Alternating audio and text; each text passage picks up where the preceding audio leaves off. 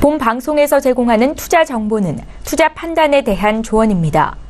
방송에서 제공하는 주식의 가치, 가격 상승 및 가격 하락에 대해서는 방송사에서 보장하지 않습니다. 네, 오늘 주요 헤드라인 소식입니다. 금융감독원이 금융권 종합검사를 오는 4분기부터 부활시키기로 했습니다. 윤석원 금융감독원장은 금융소비자 보호 강화를 위해 제2금융권 등 전 금융권으로 검사를 확대하고 금융사들의 불안전 판매와 지배구조 개선 등의 문제에 대해서도 감독을 강화하겠다고 밝혔습니다.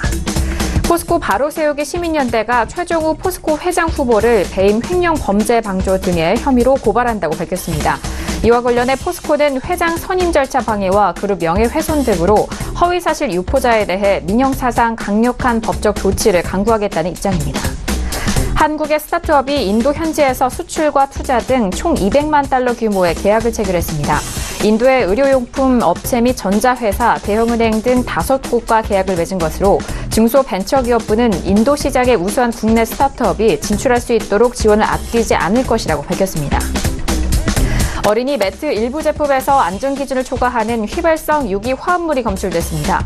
휘발성 유기 화합물은 피부 자극성이 있고 중장기 노출 시 독성을 유발할 수 있는 것으로 해당 업체들은 판매 중지와 소비자 교환 등 자발적 시정 조치에 나설 예정입니다. 네, 오늘 코스피 지수는 전일 대비 0.57% 상승한 2285.80에 장을 마감합니다. 코스닥 지수는 전일 대비 0.08% 약보합으로 808.28에 장을 마감합니다. 유가증권 시장에선 기관 홀로 순매수, 반면 개인과 외국인은 동반 순매도 이어갑니다. 코스닥 시장에서는 기관 홀로 순매수, 반면 개인과 외국인은 동반 순매도 이어갑니다. 코스피 시가총액 상위 종목 확인합니다. 삼성전자와 SK하이닉스 반등하면서 삼성전자는 45,600원에, SK하이닉스는 87,600원에 장을 마감합니다. 코스닥 시가총액 상위 종목 확인합니다. 메이톡스는 4% 넘게 연일 반등을 이어가면서 85만 3,500원에, CJ-ENM 보합권 마감으로 98,900원에 장을 마감합니다.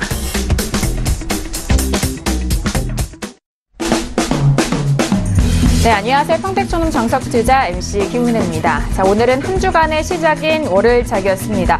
자, 오늘 양시장에 대해서는 기관 쪽의 수급 유입이 이어지면서 지수에 대한 끌어올림을 계속해서 이어갔는데요. 코스피와 코스닥은 좀 혼조세로 마감이 된 상황입니다.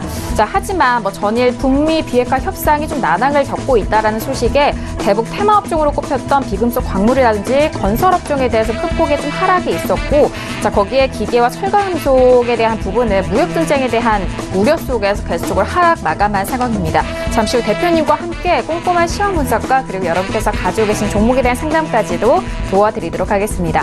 아울러 저희가 방송 중에 제공된 정보는 투자 판단에 대한 조언입니다. 해당 상품의 가치와 수익률을 보장하지 않는다는 점 다시 한번 유의해 주시길 바라겠습니다. 자, 오늘은 월요일 저녁입니다. 월요일 저녁은 주식투자의 교과서 정훈 대표님과 함께 이어가 보도록 하겠습니다. 대표님 안녕하세요. 네, 안녕하세요. 네, 반갑습니다. 자, 주말 새에 좀 많은 이슈들이 있었고, 지난주에 좀 빅 이벤트를 거친 시간이어서 오늘 우리 시장 좀 상당히 좀 주의가 깊었을 텐데, 오늘은 어떻게 보셨을까요? 네, 오늘까지는 상식적인 수준의 반등이었다, 이렇게 볼 수 있겠고요. 중요한 건 앞으로 이번 주 남은 기간이 상당히 중요하다, 이렇게 설명드립니다. 그리고 오늘은 단기 시황과 추세적인 흐름 두 가지 말씀드리겠고요. 특별히 트럼프와 관련돼서 제가 한 말씀 드리겠습니다.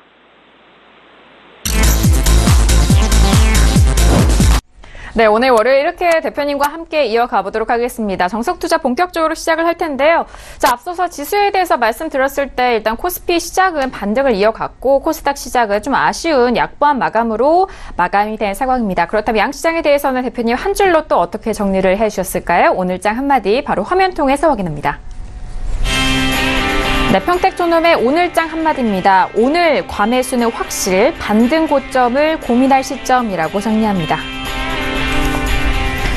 네, 오늘의 지수에 대한 흐름을 먼저 좀 분석을 해주셨고, 그렇다면 반등 고점을 좀 고민해야 될 시점이다라고 정리를 하셨는데요. 자, 대표님, 오늘은 뭐 트럼프에 대한 특징적인 부분도 말씀을 해주신다고 하는데, 최근에 이 트럼프 대통령의 말과 이 행동에 따라서 시장의 움직임이 예민하잖아요. 오늘 장 한마디 먼저 풀어주실까요?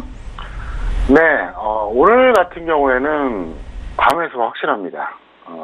지난주 금요일에도 그랬고, 오늘도 마찬가지로 이제 과매수인데, 현재 시장은 그냥 상식적인 수준에서 이제 반등이 나온다 이렇게 볼 수가 있겠습니다. 아직까지는 확실한 그 탄력이 없어요. 그 근거가 뭐냐면 중소형주들이 너무 약하다는 거예요. 그러니까 지난주도 그렇고 이번 주도 그렇고 기간이 매수가 들어와서 대형주는 조금씩 올라가고 있는데 중소형주들이 너무 약해요. 무슨 의미냐? 심리가 완전히 죽어있다는 얘기고요. 또 하나, 오늘 코스닥은 어떻게 됐습니까? 약보합으로 끝났잖아요. 사실 완전히 바닥을 찍었다고 생각하면은 코스닥이 급등해야 되거든요. 근데 전혀 그렇지 않아요. 그래서 현재 여러분들이 보시는 어떤 각종 지표 중에서 참고하시면 되겠는데요. 일단 중소형주들이 약하다. 이거는 투자 심리가 얼어붙었다고 봐야 됩니다. 왜? 중소형주들은 주로 누가 매수하죠? 개인이 매수하잖아요. 그러니까 외국인이나 기관이 좋아하는 대형주 같은 경우에는 어쨌든 오늘 기관이 매수했으니까 뭐 올라가는 거고 정상인데 중소형주들이 전혀 움직이지 않았다. 사실상 굉장히 약했어요. 이건 무슨 얘기냐? 투자 심리가 얼어붙었다. 그런 얘기고요. 그 다음에 코스피보다 코스닥이 반등이 더 나와야죠. 그게 지극히 정상입니다. 근데 오늘 코스닥은 밀렸다는 얘기죠. 그래서 오늘 과매수는 확실히 그리고 이제 반등 고점을 고민할 시점이라고 제가 말씀드렸는데 지금 좀 애매한 구간입니다. 차트 보시겠습니다. 여기서 포인트가 뭐냐면 결국 2300선 회복하느냐 마느냐 이거예요. 여기에 모든 게 다 걸려 있습니다. 저도 실전에서 지난주 목요일이었죠. 이때 선물 매도에 대해서 완전히 다 청산하라고 했습니다. 선물 매도 완전히 청산하고 매수로 전환시키자. 네, 그렇게 얘기했어요. 그리고 나서 지난주 금요일에 저는 역시 이제 차익 실현하고 다시 매도를 이제 쌓아가기 시작했는데 금요일도 그렇고 오늘도 그렇고 솔직히 말해서 제가 볼 때는 좀 과매수예요. 과매수인데 뭐 과매수가 나오거나 말거나 그게 더 중요한 건 아니고요. 2300선이 회복되느냐 안 되느냐 이게 포인트입니다. 여기서 만약에 종가 기준입니다. 종가 기준으로 2300선이 회복이 되고 그 다음에 플러스 양봉이 나와버리면 탄력이 조금 더 이어갈 수 있습니다. 다시 한번 말씀드립니다. 장중이 아니에요. 종가 기준으로 2300선 회복이 되고 그리고 플러스 양봉 이유가 있습니다. 어찌됐든 간에 종가 기준으로 2300선 회복을 못 하잖아요. 그러면 의미가 없습니다. 뭐 장중에 얼마든지 할 수 있겠죠. 두 번째, 만약에 여기서 2300선을 종가 기준으로 넘는다고 해도 음봉이 나오면 역시 의미가 없습니다. 그래서 내일 시장의 포인트는 뭐냐? 과연 종가 기준으로 2300선 돌파하느냐? 그러면서 플러스 양봉이 나오냐? 이걸 보셔야 돼요. 그 이유는 제가 다시 수요일에 말씀드리는데요. 일단 그것만 보시면 될 것 같습니다. 그래서 제가 볼 때는 지금 뭐 반반이라고 볼 수 있는데 이렇게 봐요. 지금 최근에 이제 금요일하고 이제 오늘 월요일에 반등을 했잖아요. 했는데 사실 약간 좀 억지스럽거든요. 그리고 차트 다시 보시겠는데요. 과연 이걸 뚫어줄까? 전 이게 과연 이게 정말 미지수예요. 2300선을 종가 기준으로 확실하게 이탈했던 날 장대 연봉이 나왔거든요. 이 장대 연봉은 여러 가지로 의미가 있어요. 그래서 제가 조금 전에 그런 조건을 달았잖아요. 종가 기준 2300선, 그 다음에 플러스 양봉이 나와야 된다. 왜? 그 정도가 되면 어찌됐든 그게 정상이든 비정상이든 조금 더 반등을 지속한다는 그런 시그널로 보시면 될 거예요. 그런데 그게 아니라 반대로 2300선 못 넘거나 종가 기준입니다. 넘었는데 음봉이 나왔다. 이러면 곤란해요. 이러면 제가 볼 때는 이거 계속 뚫고 가기가 상당히 어렵습니다. 왜? 만약에 외국인까지 매수에 가담을 한다면 문제가 없겠죠. 근데 지금 외국인들이 별로 가담할 생각이 없어요. 그럼 기관 혼자서 올리는 데는 한계가 있거든요. 왜 한계가 있느냐? 외국계든 기관이든 어쨌든 펀드들이 있잖아요. 그럼 예를 들어서 지금 기간이 올려준다 치더라도 어떻습니까? 그동안 정리하지 못했던 외국인이라든가 기관 쪽의 매물이 또 나올 수가 있어요. 그러면 남 좋은 일 시키잖아요. 그래서 지금 상황 논리가 그렇다는 겁니다. 금요일과 월요일까지는 어떻게든 기간이 올려놨어요. 솔직히 말해서 제가 볼 때는 자기네들 손해본 거 빠져나가려고 그런 거예요. 그게 다 보여요. 제가 볼 때는요. 그런데 그럼 여기서 일부 기간이 계속 올릴 수 있느냐? 그건 아니에요. 왜냐하면 그 많은 물량 받아낼 수가 없거든요. 그래서 그것만 여러분들이 잘 보시면 된다 이렇게 설명을 드리겠고요. 만약에 여기서 어찌됐든 제가 말씀드린 어떤 조건에 부합되지 않고 밀린다. 그러면 반등이 없다고 보시면 됩니다. 자, 그 다음에 좀 전에 제가 외국인 얘기했잖아요. 외국인들은 솔직히 말해서 지금 계속 매도하고 있습니다. 약 5개월 이상 현재 매도하고 있는데 저는 이유가 있다고 생각합니다. 정확하게 말하면 외국인들은 이미 셀코리아를 한참 전에 시작했습니다. 역시 차트 보시겠습니다. 여기서 볼 때 제가 이제 뭐 항상 말씀드리지만 저는 2월 2일에 대세하락 선언했고 10일 전이었던 4월 22일에 5월 2일 일주차부터 이제 내려간다 얘기했습니다. 그리고 나서 계속 내려갔잖아요. 근데 저는 이걸 왜 그렇게 얘기했었냐면 외국인들이 결국 떠날 수밖에 없다고 생각했어요. 떠날 수밖에 없어요. 지금 약 5개월 이상 누적된 그 매매 동향을 보면 개인만 순매수잖아요. 외국인하고 기관은 순매도고요. 그래서 현재 이제 외국인은 한 6조 원 이상 순매도했고 개인은 10조 원 이상 순매수를 했는데 제가 여기서 단언적으로 선언했던 이유는 뭐냐면 저는 확신했습니다. 어차피 외국인들은 매도할 것이다. 지금 그렇게 나오고 있잖아요. 그리고 나서 이 구간은 제가 뭐라고 얘기했었죠? 여러분들에게 반복적으로 설명했습니다. 지난 3월 6일부터죠. 4월 말까지 비정상적 흐름이었다. 그리고 나서 이제 빠질 거다. 그래서 정확하게 5월 2일부터 지금까지 급락했습니다. 자, 그러면 지금 외국인 얘기했는데 그럼 이게 왜 중요하냐? 자, 현재 그 한국 시장에서 추세를 결정하는 영향을 주는 요소가 세 가지가 있어요. 첫 번째는 미국의 금리 인상이 얼마나 빨리 얼마나 높이 되느냐. 이거 상당히 중요합니다. 왜? 한국이 연동될 수밖에 없어요. 제가 뭐 구체적인 얘기 안 해도 웬만한 분들은 아실 겁니다. 미국 금리가 인상되는데 한국이 인상되지 않는다는 건 말도 안 됩니다. 그건 정말 위험한 행위입니다. 그래서 일단 그게 첫 번째고 두 번째 북한 문제입니다. 북한 문제는 오래전부터 대한민국에서 고질적인 일종의 그 리스크였어요. 세 번째, 미중 무역전쟁입니다. 자, 그런데 여기서 보면 미국의 금리 문제, 그 다음에 북한 문제, 그리고 미중 무역전쟁 이 세 가지 중에서 두 가지를 결정하는 사람이 있습니다. 누구죠? 트럼프예요. 금리 같은 경우에 물론 트럼프가 영향을 어느 정도 행사할 수 있겠지만 그래도 본인이 직접 판단할 수는 없습니다. 그런데 북한 문제하고 미중 무역전쟁은 트럼프가 결정할 수밖에 없어요. 그래서 오늘 제가 이제 트럼프의 특징이 어떻고 이 사람이 앞으로 어떻게 할 것인가 이걸 좀 말씀드리겠습니다. 어떻게 보면 무슨 꼭 정치평론가가 얘기하는 것 같은데 들으셔야 됩니다. 왜? 너무나 중요하기 때문에 그렇습니다. 자, 그럼 트럼프에 대해서 제가 말씀드리겠습니다. 트럼프라는 사람은 어떤 특징이 있냐면 세 가지 특징이 있어요. 첫 번째, 보편적 가치에 무관심하다. 두 번째, 절충 마인드가 없다. 세 번째, 현재 지향형 사고다. 저는 이걸 2016년 11월 미국 대선 끝나고 나서 며칠 뒤에 제가 칼럼으로 발표한 적이 있었어요. 그래서 그때 제가 왜 그걸 발표했냐면 사실 저는 트럼프의 당선을 3개월 전, 1개월 전, 일주일 전, 하루 전까지 끝까지 트럼프가 된다고 그랬습니다. 그래서 정확하게 됐죠? 그러면서 왜 됐는지 설명을 쫙 해드렸는데 그 와중에 이걸 설명드렸어요. 그래서 앞으로 이걸 알아야지 우리나라의 국익도 도움이 된다. 이런 식으로 제가 칼럼을 쓴 적이 있습니다. 그런데 트럼프가 어떤 사람이냐? 이 사람은 보편적 가치에 무관심해요. 무슨 얘기냐? 좀 극단적인 사람이에요. 그러니까 오바마하고 결정적으로 다른 게 뭐냐면 오바마는 사실 상당히 뭐랄까요? 좀 다른 캐릭터잖아요. 그래서 이 사람 같은 경우에는 극단적으로 언제든지 행동할 수 있는 이게 특성이 있습니다. 그리고 조금 더 제가 그 근거를 댈 수가 있는데 좀 뭐랄까 좀 방송으로 적합하지 않아서 제가 그냥 말씀드리지 않겠고요. 어쨌든 그런 사람입니다. 두 번째, 이 사람은 중간이 없어요. 그러니까 예를 들어서 지금도 그렇지 않습니까? 본인을 지지했던 백인들, 그리고 지지했던 지역, 그쪽에는 집중해서 뭔가 경제 지원하고 뭔가 표를 얻으려고 또 지지를 올리려고 안간힘을 써요. 근데 본인을 지지하지 않았던 유색인종들, 히스패닉, 또 아시아계 이런 쪽은 어떻습니까? 굉장히 좀 냉담한 편입니다.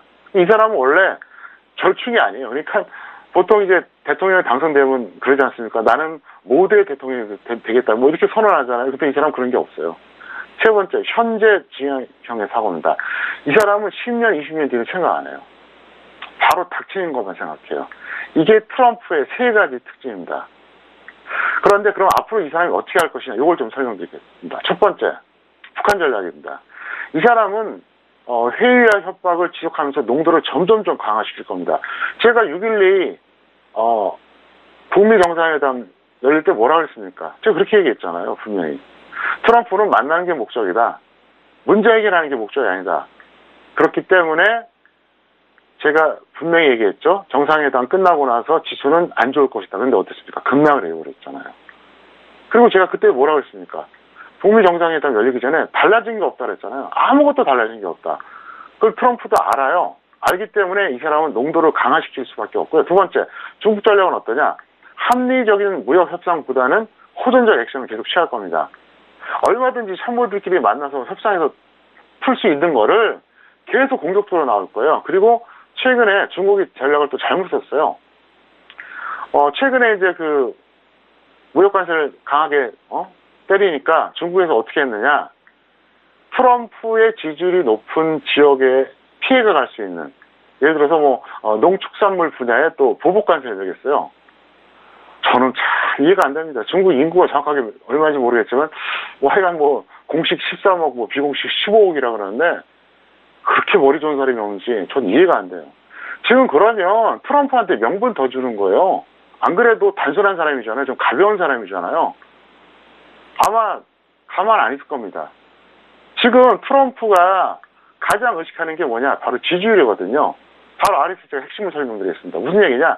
지금 트럼프라고 하는 사람, 이 사람은 그러니까 명분, 표면이죠. 이건 이제 북한 문제는 안보, 그 다음에 이제 무역 문제는 일종의 이제 경제 문제거든요. 근데 실리, 이면적으로는 이 사람은 정치예요. 노리는 게 그것밖에 없어요. 오직 하나입니다.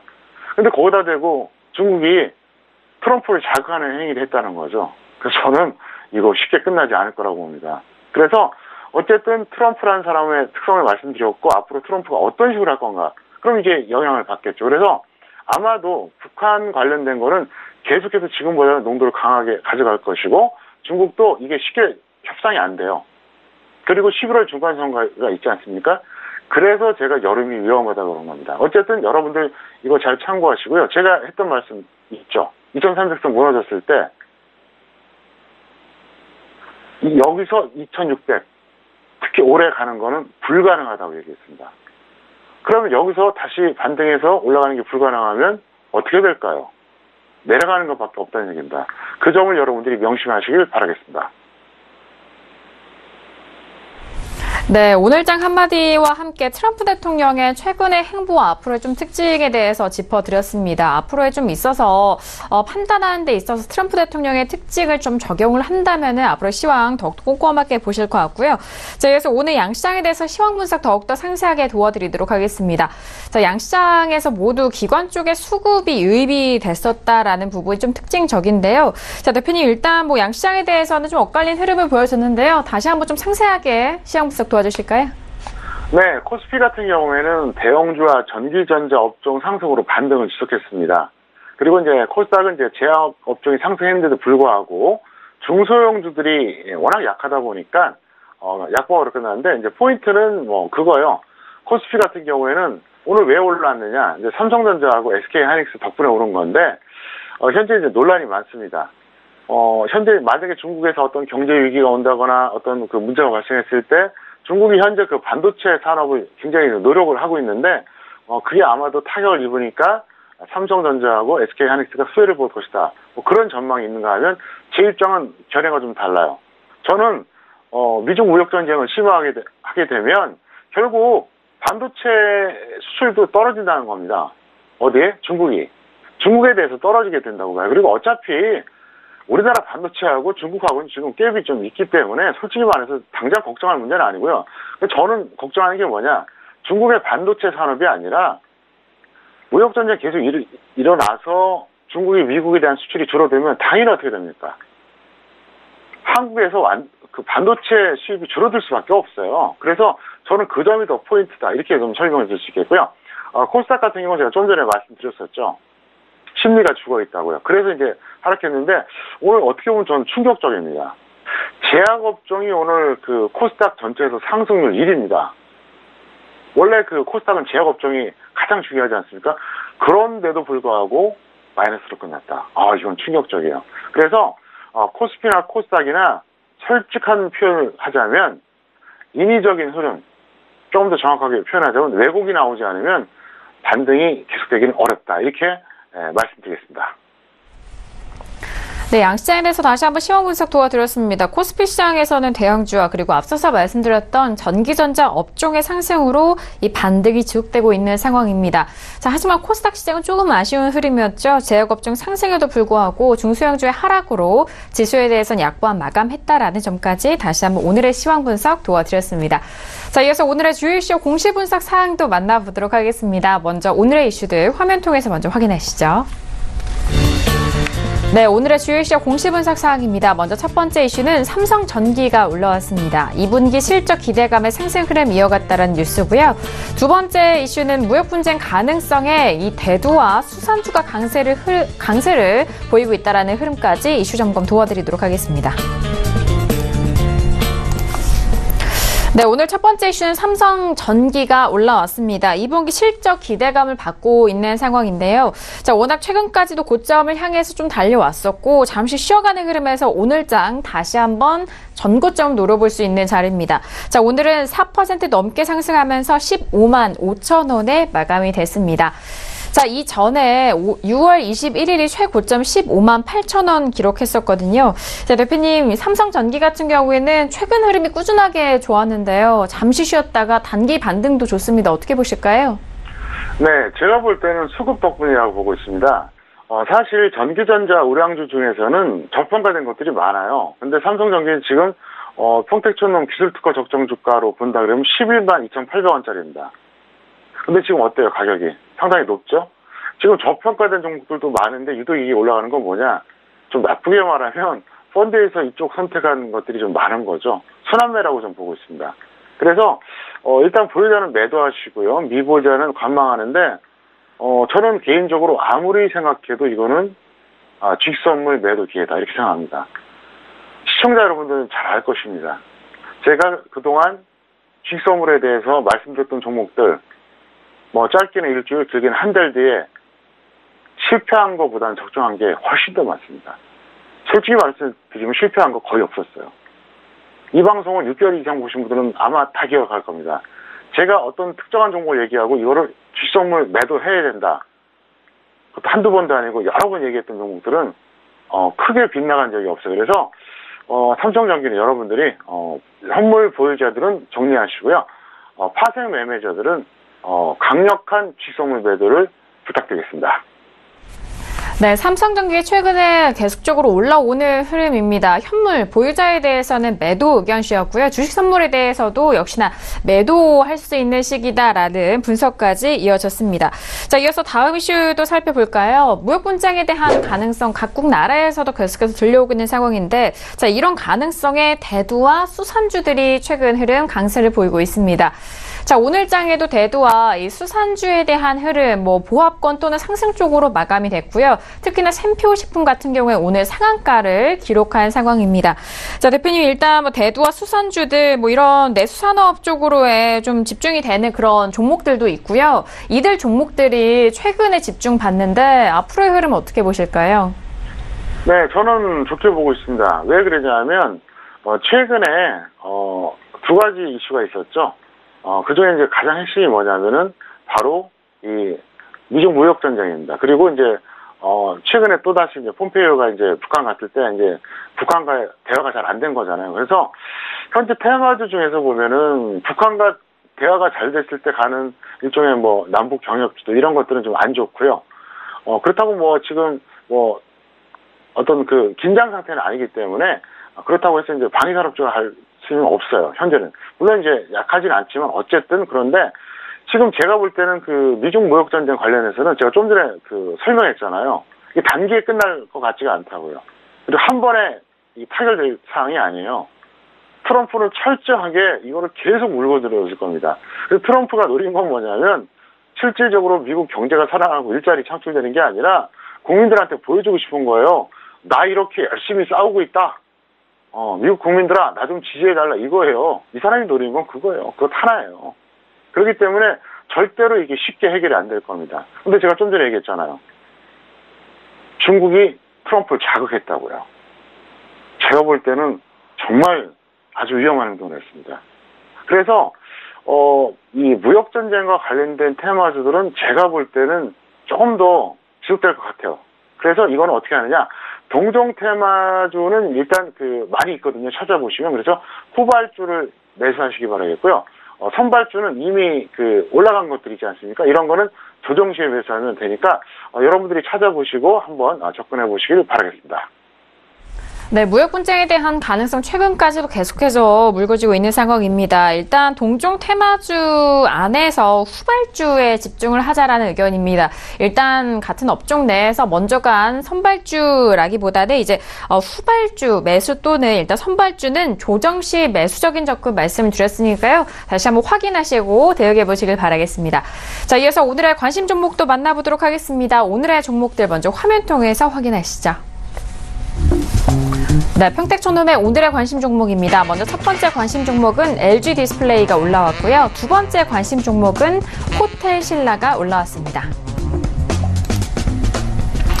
네, 오늘의 첫 번째 관심 종목은 LG 디스플레이가 올라왔습니다. LG 디스플레이 오늘장의 흐름 먼저 확인하죠. 최근에 LG 디스플레이는 긴 흐름에서 계속적으로 하락하고 있었고 오늘장은 4.72% 상승한 18,850원에 마감이 된 상황입니다. 자, 오늘 전기전자 업종 내에서 종목들의 흐름이 좋은 만큼 이 종목도 오늘 탄력이 좋았는데요.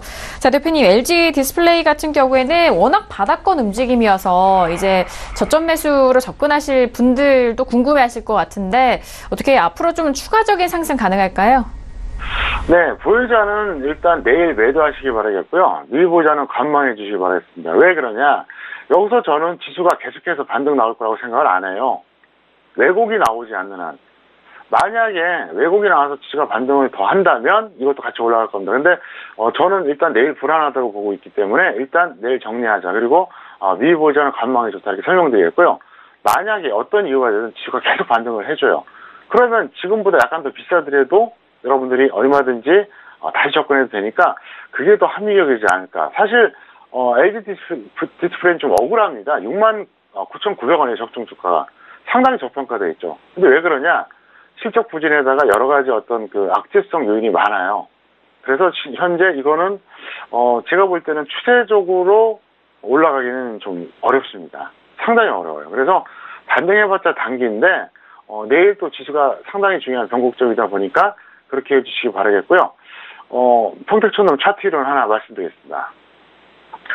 자, 제가 그런 말씀 항상 드렸죠. 상승 추세형의 종목은 각각 어떻게 매수하자. 자, 이 종목은 추세가 뭐죠? 하락 추세입니다. 바로 이 시점부터 하락 추세입니다.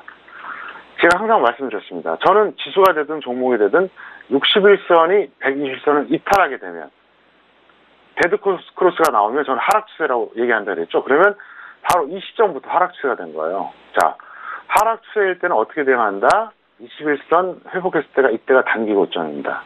정확하게 그때 던졌어야 돼요. 우량주일수록 더 정확합니다, 이게. 그래서 왜 이 얘기를 해드리냐? 어차피 지수는 여기서 무너졌어요. 그리고 우량주 물린 분들 많거든요. 그럼 이분들 지금 당황할 거예요. 도대체 이걸 어떻게 해야 되냐? 근데 제일 미련한 사람들이 어떤 분들인지 아세요? 본전할 때까지 홀딩. 지수가 오르는지 내리는지 관심도 없어요. 속된 말로 세상이 어떻게 돌아가는지도 모르고 그냥 자기 고집만 부린 사람하고 똑같은 거예요. 지수가 여기서 상승 추세 같으면은 뭐 지금 마이너스 10이든 마이너스 30이든 본전할 때까지 홀딩이란 말이 돼요. 그런데 지수가 지금 꺾였어요. 그리고 대다수의 우량주가 내려가요. 그런데 본전을 고집하다 보면 너무 이거는 타격이 크다는 거죠. 그랬을 때 언제 매도하느냐? 이렇게 21선을 회복해줬을 때 이때가 타임이라는 얘기입니다. 지금 LG 디스플레이가 그 말을 해주지 않습니까? 그래서 하락 추세의 종목은 21선 회복했을 때 매도하는 거예요. 근데 참 어이가 없게도 제가 한 10몇 년 전에 그런 걸 본 적이 있어요. 어떤 그 매매 신호인데 21선 돌파하면 매수, 이탈하면 매도예요. 추세 같은 거 몰라요. 근데 평택촌점 차트 이론에 뭐 어떻습니까? 21선 돌파할 때 매수했다가는 큰일 나죠. 언제? 하락 추세에서. 그럼 단기 고점에서 매수하는 겁니다. 그래서 왜 이 얘기를 하느냐? 여러분들이 손실이 얼마가 되든 나름대로 내가 부여한 우량주가 반등이 나왔을 때 21선을 재돌파해주면 그때는 정리하자는 거예요. 매매는 간단합니다. 더 떨어질 것 같으면 매도하는 거예요. 더 올라갈 것 같으면 홀딩하는 거고요. 내 사정을 봐주지 않습니다. 내가 초보자라고 해서, 내가 손실이 많다고 해서 주시장이 나를 봐줄 것 같습니까? 안 그래요. 떨어질 주식은 떨어져요. 그러니까 본전에 집착하지 마시라는 얘기입니다. 앞으로 이 얘기가 아마도 기억날 때가 올 겁니다. 그래서 제가 일부러 LG 디스플레이 차트 보여드리면서 설명드렸으니까 여러분들이 본전에 집착하지 말고 최대한 반등했을 때 고점을 정리해 주시기를 바랍니다. 네, 첫 번째 관심 종목 LG 디스플레이에 대해서 설명 들어봤습니다. 오늘 전기전자 업종 좀 강하게 상승을 했는데요. 일단 내일장이 지수에 대해서 변곡점이기 때문에 이 안에서 일단 정리한 후에 좀 보자라는 말씀이십니다. 보유자는 내일 매도 의견과 미보유자는 관망에 대한 의견까지 다시 한번 정리합니다. 자, 이어서 다음 관심 종목도 확인합니다. 호텔신라가 올라왔는데요. 오늘장 호텔신라 먼저 종가 흐름 확인해 보죠. 자, 오늘장의 호텔신라는요, 11%가 넘게 밀리면서 10만 원에 마감이 된 상황입니다. 자, 앞서 LG 디스플레이와는 좀 반대적인 흐름인데요. 일단 고점에서 계속적으로 흘러내리면서 10만 원대까지 내려앉은 상황입니다. 자, 대표님 최근에 6월 14일 중반만 해도 최고점 13만 원대를 기록을 했는데 10만 원대까지 간신하게 좀 지지가 됐거든요. 어떻게 보실까요? 네, 보유자는 반등 시에 매도해 주시고요. 미보유자는 관망하세요. 이 종목도 마찬가지죠. 제가 뭐라 그랬습니까? 13만 원대 전에서 왔다 갔다 할 때 그랬잖아요. 보유자는 던지라고. 그리고 주식 선물은 매도하시라고. 분명히 얘기했어요. 차트 보시겠습니다. 여기서 저는 이 방송을 통해서 전달했어요. 더 갈 수도 있는데 던져라. 여러 가지로 봤을 때 끝났다. 그리고 나서 여기까지 밀렸습니다. 대략 한 23% 밀렸습니다. 그런데 주식 선물로 한 사람은 몇 퍼센트냐? 230%예요. 그래서 저는 호텔신라에 대해서 분명히 매도 진입하라고 얘기했습니다. 그리고 나서 지금 흘러내렸잖아요. 그리고 여러분은 아마 기억하실 겁니다. 대북 테마주 중에서 급등했던 종목 있죠. 현대 엘리베이터. 제가 이 방송을 통해서 계속 언급을 해드렸습니다. 네, 주식선물 매도 찬스다 이렇게 얘기했어요. 대충 그 종목도 13만 원대 그 매도했으면 지금 무려 43% 하락했습니다. 그러니까 주식선물에 말하면 10배니까 430% 평가이라는 거죠. 대충 했어도 300% 나왔다는 얘기예요. 그래서 지금 그런 종목들이 많이 있고, 제가 오늘 또 삼성전기 얘기하지 않았습니까? 그래서 원래 초보자들은 그래요. 초보자들 눈에는 주가가 올라갈 때는 한없이 올라갈 것 같아요. 떨어질 때는 한없이 떨어질 것 같고요. 그 초보자의 시각이요. 중급 정도 되면은 최고점에서는 적어도 안 따라잡아요. 최저점에서도 안 잡아요. 중간 형태, 그러니까 최고점 되기 전에 혹은 눌림목에서 좀 잡으려고 시도하고요. 이런 식으로 하는데 어느 정도 고수 단계에 들어가면은 어떻게 된다? 최고점에서 매도하고요. 최저점에서 매수하려고 노력을 합니다. 그래야지 성공합니다. 돈을 벌어요. 그래서 주식격언에 그런 말 있잖아요. 무릎에 사서 어깨에 팔라고. 그거 쉬운 거 아니에요. 그거 정말 초고수의 영역입니다. 그거는 결과적으로 보면 나중에 차트를 우리가 이제 검색해 보면은 여기가 무릎이었고 여기가 어깨였지 이렇게 생각하는데 실제로 그게 판단하기가 정말 어렵습니다. 그래서 오히려 저는 역으로 최저점하고 최고점을 항상 생각해요. 여태까지 그랬어요. 그리고 제 방송을 보신 분들 아시잖아요. 거의 정말 지수든 종목이든 최고점 부근에서 제가 딱 정리하라고 얘기하지 않습니까? 왜? 무릎에 사서 어깨 파는 게 그게 쉬운 게 아닙니다. 왜? 우리가 흔히 말할 때 무릎이라고 하면 바닥 짚고 이제 바닥 치고 올라오는 거잖아요. 올라왔을 때 이제 그 한 2분 응선이나 3분 응선을 말하는 거잖아요. 근데 그게 계속 가면 무릎인데요. 다시 꺾이면 단기 고점이에요. 네, 단기 고점. 반대로 어깨 개념도 마찬가지입니다. 최고점에서 어느 정도 밀려갖고 계속 내려가면 그게 어깨가 되는데 밀렸다가 다시 갈 수도 있거든요. 그럼 그건 눌림목이 되는 거예요. 정말 어렵습니다. 그래서 저는 차라리 그거 포기하고 최고점과 최저점을 분석합니다. 그리고 여태까지 보여드렸고요. 그래서 여러분들도 자꾸 분석해보고 예측을 해보세요. 제가 그 말씀 다시 한번 드리겠습니다. 남과 똑같은 시각을 갖고 똑같이 생각하면 어떻게 될까요? 이길 수가 없어요. 이길 수가 없습니다. 절대로. 개인은 어차피 외국인과 기관에 비하면 절대적인 약자입니다. 프랑크톤이에요. 개인 투자자 다수는 잃어버릴 수밖에 없습니다. 누가 잃어야 됩니까? 생각해보세요. 상식적으로. 나만 잃지 않으면 돼요. 나만 따면 됩니다. 벌면 되는 거예요. 그래서 저는 서울경제TV 시청자들만 성공하길 바랍니다. 왜? 제가 아무리 노력한다고 개인 투자자 다 잘 될까요? 그렇게 될 수가 없어요. 메커니즘 자체가 불가능하다는 거죠. 그래서 어쨌든 이 방송 잘 보시고 많이 배우시고 아직도 늦지 않았으니까 위험관리 꼭 해주시길 바랍니다. 네, 호텔신라에 대해서 분석을 도와드렸습니다. 일단 한 종목에 대해서 앞으로의 좀 전망과 흐름 그리고 주식 선물 이런 파생까지도 함께 연계해서 매매할 수 있는 방법들 분석을 해주고 계시는데요. 호텔신라 같은 경우에 보유자는 반등시 매도고요. 미보유자에 대해서는 현재 구간 관망에 대한 의견까지 다시 한번 정리를 하도록 하겠습니다. 자, 오늘도 이렇게 두 가지 관심 종목까지 여러분들 찾아가고 있습니다. 저희가 말씀드린 내용은요. 투자 판단에 대한 조언이고요. 해당 상품의 가치와 수익률을 보장하지 않는다는 점 다시 한번 유의해 주시길 바라겠습니다. 자, 이어서 여러분들의 종목 상담 도와드리는 시간입니다. 평촌에게 물어봐 시간으로 이어갑니다.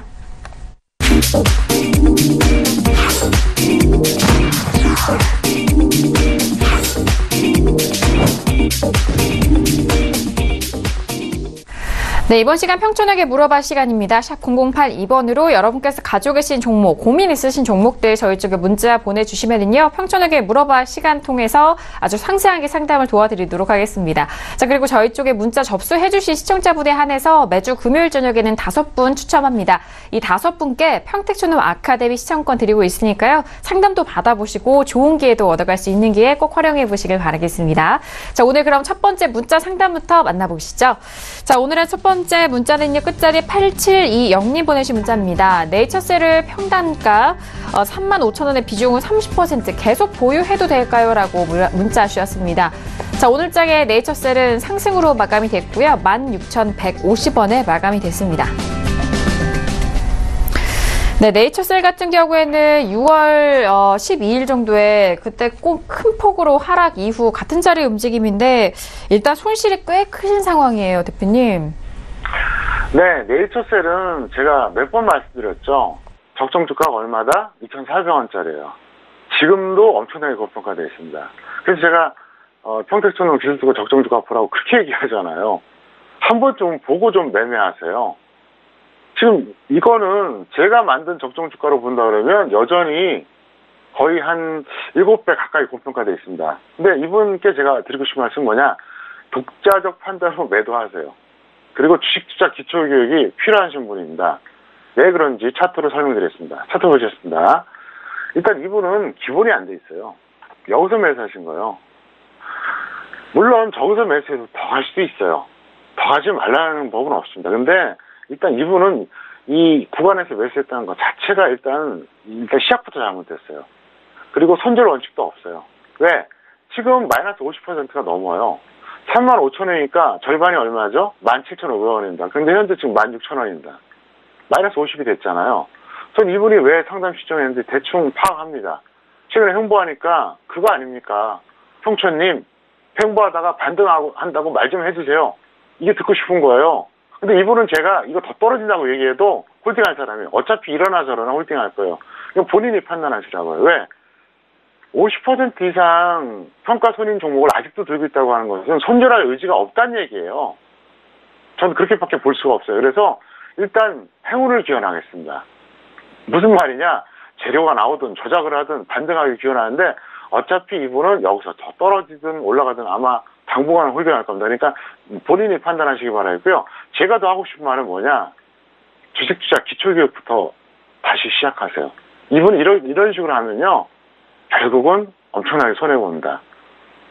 기본이 안 된 상태로 운 좋게 수익난 거 절대로 유지 안 됩니다. 제가 항상 얘기하잖아요. 오랜 시간 동안 안정적으로 수익내는 게 그게 진짜 고수예요. 그리고 그걸 실현하는 게 바로 평택촌의 정석투자입니다. 여러분들 제 방송 좀 보셨던 분들은 느낄 겁니다. 굉장히 어떻습니까? 논리적이고 합리적으로 설명하잖아요. 그리고 무리시키지 않잖아요. 조금만 생각이 있는 분들은 아마 금방 이해가 될 겁니다. 그래서 어떻게 보면 좀 답답해 보일 수도 있는데 이렇게 하셔야만 성공하는 겁니다. 그리고 저는 진정으로 시청자 여러분께 도움드리고자 그리고 잘 되기를 바라서 그렇게 하는 거니까 꼭 참고하시길 바랍니다. 네, 일단 네이처셀 같은 경우에는 뭐 이전에도 적정주가 비교해서 그리고 앞으로의 전망도 짚어드렸던 종목입니다. 지금 일단 매수가가 35,000원, 지금 뭐 절반보다 더욱더 좀 하락한 시점에서 일단 좀 아쉬운 상황인데요. 조언에 대한 부분도 말씀을 드렸습니다. 이 부분 참고하셔서 앞으로 좀 대응해 보시길 바라겠습니다. 자, 이어서 다음 문자 상담도 바로 이어가 봅니다. 다음 문자는요, 끝자리 7705님 보내주신 문자입니다. GTBNT를 매수가 45,000원의 비중은 30% 조언 궁금해 하시는데요. 자, 오늘장의 GTBNT 종가는요, 3.87% 빠지면서 33,550원에 마감이 됐습니다. 네, GTBNT 같은 경우에도 최근에 좀 흐름이 아쉬운 상황이고요. 45,000원대 매수를 하셨기 때문에 지금 꽤 하락을 계속해서 하고 있는 상황인데, 대표님 이 손실 구간 어떻게 좀 대응하면 좋을까요? 네, 이 종목 같은 경우에도 너무 고평가되어 있어요. 현재도 상당히 고평가되어 있습니다. 이게 적정 주가가 5,900원짜리입니다. 그래서 지금도 상당히 고평가되어 있는데 제가 볼 때는 추세도 끝났고 여전히 고평가되고 그래서 손절 마이너스 20% 또는 마이너스 30% 매도 후에 상황 보고 다시 재미있어 하시기 바라겠고요. 잠깐 화면 보시겠습니다. 화면 나오죠. 현재 G3라고 제가 딱 입력하니까 어떻게 나옵니까? 아래쪽 보시기 바랍니다. G3 BNT. 적정주가 5,900원 나오지 않습니까? 적정주가 갱신 날짜 2018년 7월 2일입니다. 정확하게 이렇게 나오잖아요. 그래서 현재 여러분들이 설경제TV 접속하셔서 샘플러스 들어오시고 이렇게 평택촌 정석투자 코너에서 기술특허 적정주가를 확인해 보세요. 그래서 딱 입력하면 바로 나옵니다. 모든 종목이 다 나와요. 그리고 다시 한번 말씀드리지만 대한민국 그 어느 증권사에도 없고요. 경제TV 그 어떤 곳에서도 없습니다. 대한민국에서 유일하게 서울경제TV에서만 기술특허 적정주가를 제공합니다. 꼭 활용하시길 바랍니다. 네, GTBNT도 역시나 적정주가 대비해서 상당한 고평가되어 있는 종목이죠. 이 저평가, 고평가되어 있는 종목에 대해서 좀 기준 적정주가를 통해서 확인해 보시길 바라겠습니다. 서울경제TV 샘플러스에 들어오시면은 바로 이 적정주가 무료로 활용이 가능하니까요. 지금 바로 홈페이지 들어오셔서 궁금하신 종목들도 확인해 보시길 바라겠습니다. GTBNT는 손절 마이너스 20% 또는 마이너스 30% 먼저 오는 가격대 매도 이후에 재매수 의견 드리도록 하겠습니다. 자, 다음 문자 상담도 바로 이어갈게요. 끝자리 8540님 보내신 문자입니다. 프로스테믹스를 매수가 12,000원에 비중은 50% 진단 원하셨는데요. 자, 오늘장에 프로스테믹스 5.11% 상승하면서 7,200원에 마감이 됐습니다. 네, 일단 만원권에서 매수를 하셨기 때문에 지금은 7,000원대까지. 이분도 좀 손실이 꽤 되시네요. 대표님 어떻게 볼까요? 네, 이분 같은 경우에도 결국 손절 안 해서 그래요. 손절 마이너스 20% 또는 마이너스 40% 매도의 재매수인데요. 지금 약 마이너스 한 30% 가까운 평가손이에요. 제가 그 말씀 드리겠습니다. 손절하는 거 좋아하는 사람 아무도 없습니다. 이 세상에 그 누구도 없어요. 근데 할 때는 해야 됩니다. 언제? 더 빠질 것 같으면 해야죠. 매수가는 내 사정이요. 내 사정이라고요. 내 기준일 뿐이에요. 시장은 그거 봐주질 않아요. 예를 들어서 10,000원에 잡았어요. 근데 9,000원 됐는데 여기서 더 빠질 것 같으면은 손절하는 게 그게 더 현명한 겁니다. 만약에 반등할 것 같으면 홀딩 하겠죠. 근데 이 종목은 어떻게 됐습니까? 7,000원 이하로 깨졌잖아요. 그리고 다시 겨우 지금 7,200원을 회복해줬는데 무슨 얘기냐? 9,500원이나 9,000원에 손절한 다음에 지금 7,000원 이하에서 잡았으면 지금 조금만 더 올라가면 오히려 본전 또는 평가이익이 되지 않습니까? 물론 이제 제가 이렇게 얘기하면 그렇게 또 말합니다. 투자자들이.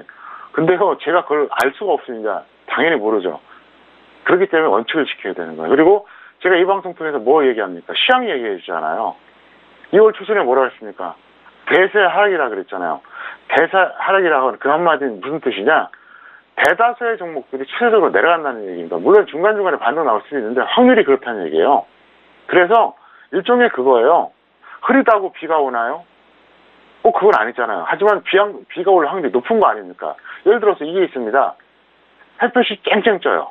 자, 이런 날하고 그냥 구름이 잔뜩 껴있는 흐린 날이 있습니다. 비 올 확률은 반드시 흐린 날이, 구름이 많은 날이 높겠죠. 근데 가끔은 햇빛이 쨍쨍 찌는 날 소나기가 내릴 수도 있고요. 그렇게 먹구름이 많아도 비가 또 안 올 수도 있어요. 그런 경우도 있기는 하지만 확률이 그렇다는 거예요. 그래서 시황은 결국 모든 업종과 모든 종목의 확률이다. 이걸 명심하시길 바랍니다. 네, 프로스테믹스에 대한 진단 도와드렸습니다. 손절 마이너스 20% 또는 마이너스 40% 먼저 오는 가격대 매도 후에 재미수 의견 일단 계속적으로 손실을 보고 계신 종목들이기 때문에 다시 한번 좀 조언 말씀 꼼꼼하게 드렸으니까요. 확인해 보시길 바라겠고요.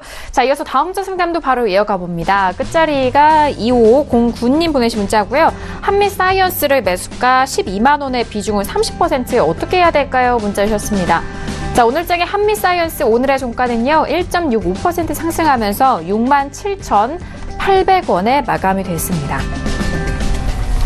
네, 한미사이언스도 역시나 좀 아쉬운 종목이에요. 이제 거의 50% 가까운 손실을 보고 계셔서 아쉬운 상황인데요. 대표님 어떻게 보실까요? 이분도 독자적 판단 후에 매도하시는 게 맞겠고요. 어차피 누구 말도 안 들을 겁니다. 주식투자 기초교육이 필요합니다. 차트 보시겠습니다. 한미사이언스 같은 경우에는 한때 엄청나게 급등을 해줬었어요. 이때였죠. 그랬다가 5만 원 초반까지 떨어졌어요. 그리고 나서 어렵게 12만 원대까지 올라갔습니다. 이때까지 반등이 나는데 여기서 매수하신 거예요. 여기서. 그리고 지금 마이너스 50%에 육박하는 평가손에도 아주 잘 버티고 계신 거죠. 근데 이분은 어차피 안 던져요. 똑같아요. 제가 반복적으로 얘기하는데 이분은 지금 이 종목 하나가 중요한 게 아니라 처음부터 다시 해야 돼요. 리셋 해야 됩니다. 리셋. 투자 중지하고 먼저 교육훈련 받고 테크닉 쌓고 내공이 쌓아진 다음에 하셔야 되는 게 왜? 너무 기본이 안 됐어요. 일단 매수 자체가 결과를 따른 저건 아니에요. 자, 추격 매수했죠. 손절 안 했죠. 그리고 나서 그냥 무조건 홀딩하는 거예요. 이렇게 해서는 안 됩니다. 그리고 제가 시황도 읽어드렸잖아요. 그래서 어쨌든 이분은 어차피 여기서 제가 올라간다 그래도 홀딩, 내려간다 그래도 홀딩 할 겁니다. 그러니까 의미가 없어요. 제가 조언하는 게. 그래서 이분한테 진정한 조언은 뭐냐? 투자 중단하고 먼저 준비부터 하세요. 그 다음에도 늦지가 않습니다. 그러니까 준비 안 된 상태로 운 좋게 수익 나는 건 절대로 유지 안 됩니다. 다른 분들도 꼭 명심하시길 바랍니다. 네, 한미사이언스도 역시나 마찬가지입니다. 일단 좀 매수가 대비해서 지금 현재 손실을 많이 보고 계신 상황이기 때문에 일단 보유하시면서 좋은 타이밍에 매도해보시길 바라겠습니다. 자, 이어서 다음 주 상담도 바로 이어가 볼게요. 끝자리 7138님 보내신 문자고요. 스튜디오 드래곤을 매수가 11만 4,800원에 비중은 80% 대응 전략 궁금해하십니다. 자, 오늘장의 스튜디오 드래곤은 2% 넘게 밀리면서 10만 6,100원에 마감이 됐습니다. 네, 스튜디오 드래곤 같은 경우 최근에 12만 원대가 최고가였어요. 지금 그 고점에서 좀 밀린 상황인데요. 대표님 앞으로 대응 어떻게 할까요? 네, 좀 약간 성급하셨어요.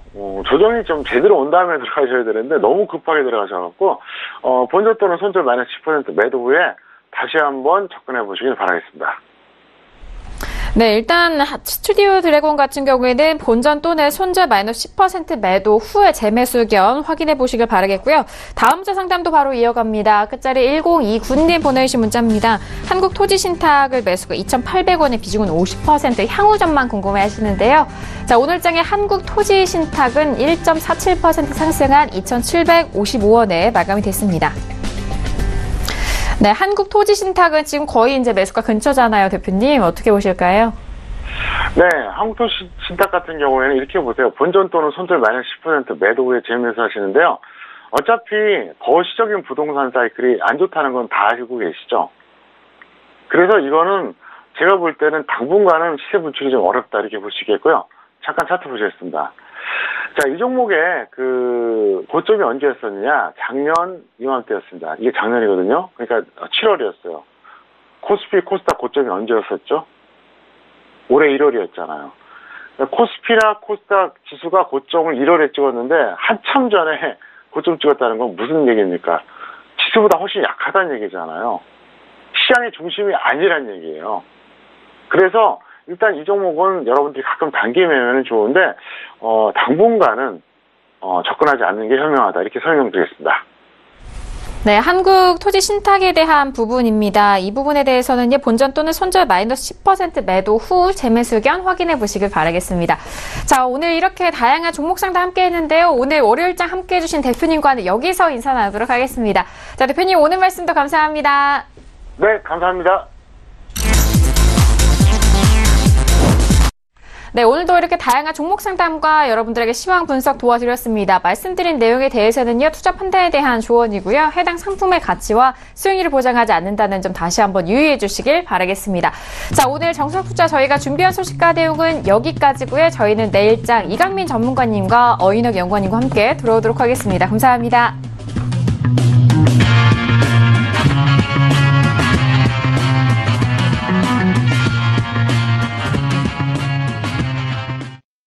본 방송에서 제공하는 투자 정보는 투자 판단에 대한 조언입니다.